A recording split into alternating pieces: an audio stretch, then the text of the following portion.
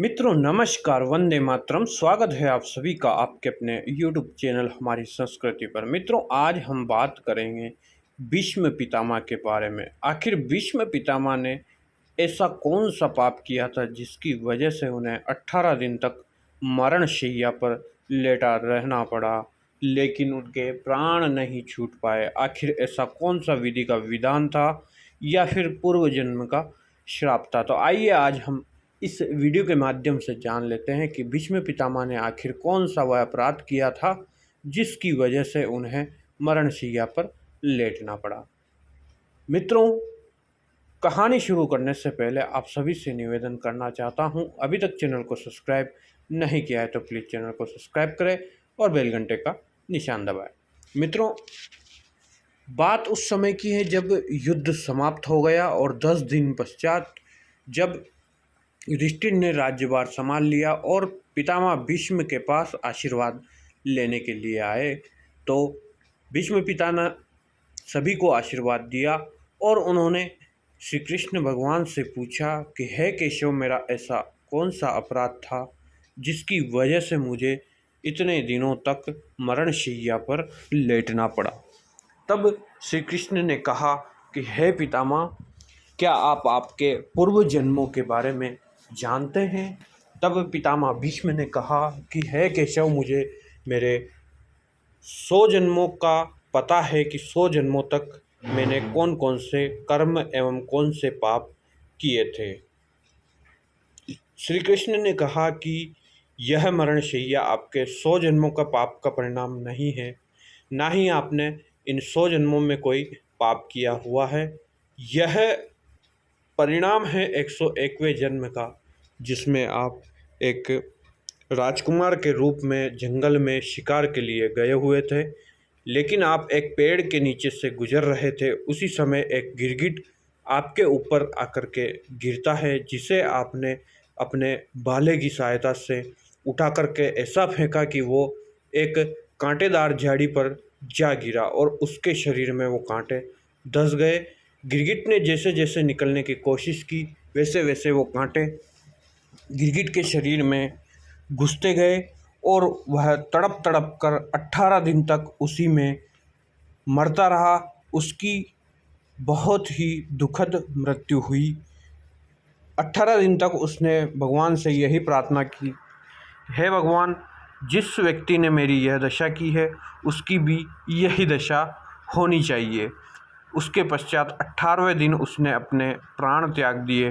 प्राण त्यागने के पश्चात 18वें दिन जब वह मर गया, तो उसके पश्चात उसका श्राप आपके ऊपर फलित होने लगा। लेकिन आपने जब 100 जन्म लिए, उन जन्मों में आपके कर्म प्रधान थे, जिसकी वजह से वह श्राप आपके ऊपर काम नहीं कर सका। लेकिन इस जन्म में आपने जो कुछ गलत कार्य किए हैं, उनकी वजह से आपको इस मरणशैया पर लेटना पड़ा है।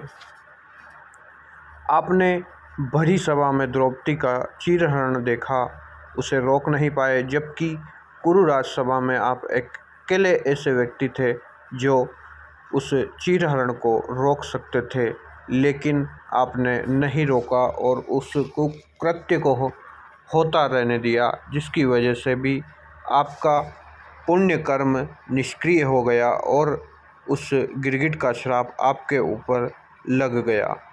दूसरा जो आपने सबसे बड़ी गलती की वह यह थी कि आपने अपनी शक्तियों का प्रयोग करके माँ सत्यवती की आज्ञा से अम्बा, अंबिका और अम्बालिका को उसके पिता के सामने, पूरे राज दरबार के सामने से आप हरण करके ले आए और उसमें से आपने अम्बा को वापस लौटा दिया, जिसे शाल्व नरेश ने नहीं रखा और वह आजीवन कुंवारी ही घूमती रही, जिसकी वजह से भी आपके ऊपर उस गिरगिट का श्राप फलित हुआ। क्योंकि अम्बा, अंबिका और अम्बालिका ने भी आपको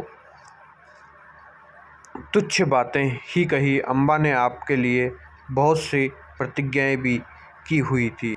आपका पूर्व जन्म का एक पाप और यह था कि आपने 8 वसुओं के साथ जन्म लिया हुआ था और आपने ऋषि वशिष्ठ की गाय को बंदी बना लिया था, जिसकी वजह से ऋषि वशिष्ठ ने आप सभी 8 वसुओं को श्राप दिया था कि अगले जन्म में आप सभी कष्ट भुगतेंगे। तब 8 वसुओं ने महर्षि वशिष्ठ से माफ़ी मांगी और इसका उपाय पूछा। तब उन्होंने कहा कि यह 7 वसु जिन्होंने इस गाय को चुराने में साथ दिया है, वे तो माँ गंगा की कोख से जन्म लेते ही पुनः मृत्यु को प्राप्त हो जाएंगे, लेकिन यह 8वां वसु जिसने गाय को बंदी बनाया है, वह पूरे जीवन भर कष्ट भुगतेगा। उन्हीं कष्टों और उन्हीं श्राप का परिणाम यह हुआ कि हे भीष्म पितामह, आपने इस भरे युद्ध में मरणशैया पर लेटकर 18 दिन तक अपनी मृत्यु का इंतज़ार किया।